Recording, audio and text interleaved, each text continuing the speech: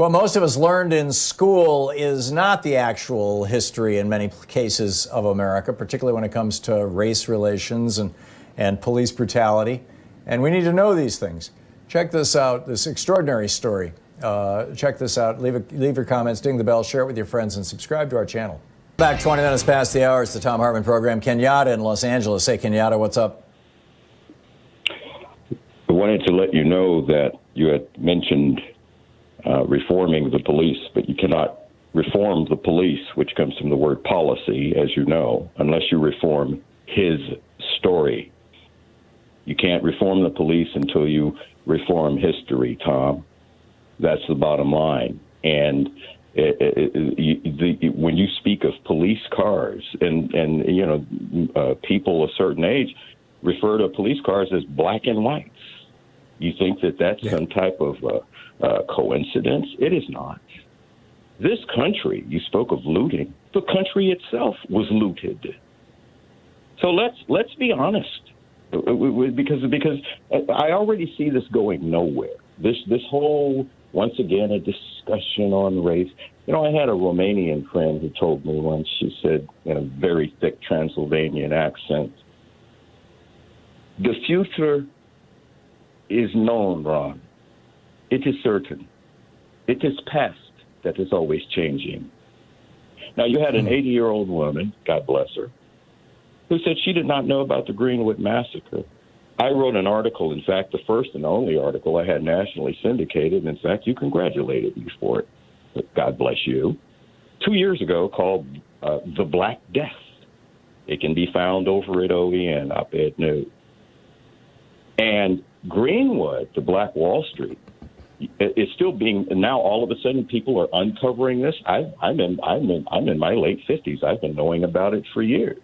That's what I'm talking about, the history. The history has to change. Why is this news to people? Well, that's the thing, Kenyatta, you're African-American. I mean, the Greenwood is, I'm assuming, well known to African-Americans across the country. It is invisible to white people. That's my whole point, Tom. Yeah, well, I'm agreeing with you. Okay, Yes. now let me say this to you about Greenwood, because this is really important.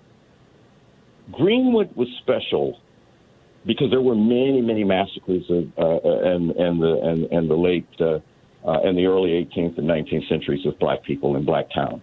Rosewood, Opelousas, I could go on and on. But Greenwood, not only because those black people were so wealthy, but let me tell you why it's so unique. It is the first time that aerial bombs were dropped on civilians in the United States. It's only happened 3 times. I remember Philadelphia, you know. Philadelphia moved.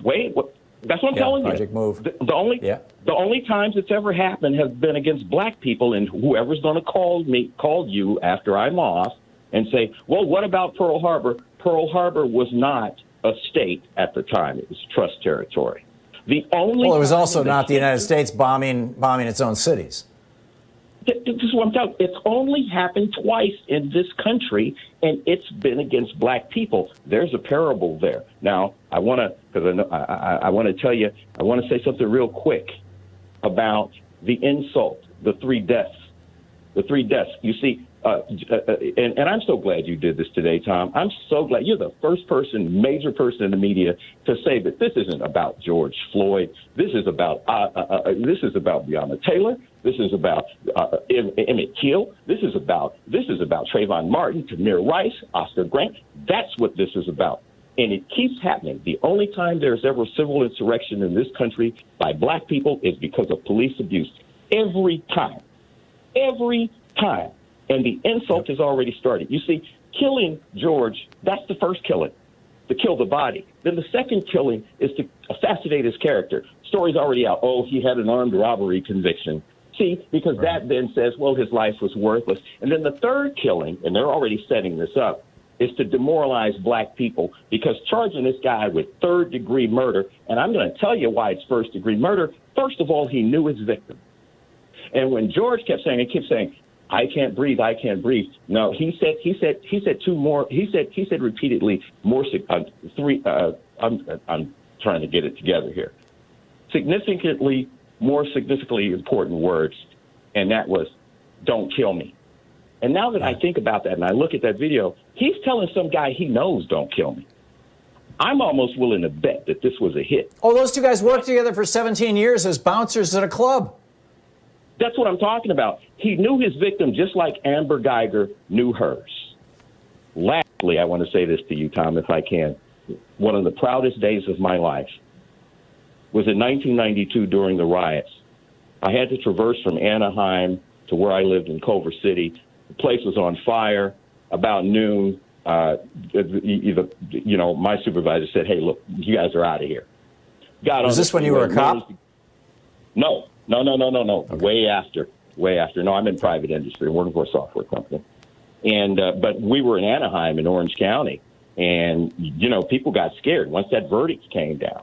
But again, it was not about Rodney King. It was about LaTosha Harlins. That's what lit the fuse. But anyways, I get where I'm going, get off the freeway. I'm meandering. I end up at Florence and Normandy, and there's this red truck there, and I'm going like, wow, that's weird. It's just busted out and everything. I would later find out that that's where Reginald Denny had just gotten beaten. They had taken him away by that time. I managed to get to Culver City, and when I got to Culver City, there was a checkpoint. I'm about 3 blocks from the house. And there's this very young Culver City police officer who draws down on me with an M16 as I get to the checkpoint. And I guess I surprised him because when he drew down on me, I was just incensed at that point. I opened the door, and I said, "What are you going to do? You're going to shoot me?" And at that point in time, I did not see the contingent of cars behind me, but all of these brothers, black men, they got out of the car, and they said, in words I can't say on the air, "Yeah, expletive. What, you going to kill us all? You're going to kill us all?" And at that point, the sergeant came over and told him to shoulder that weapon, and we went on. And that's the day I felt like white people must feel every day.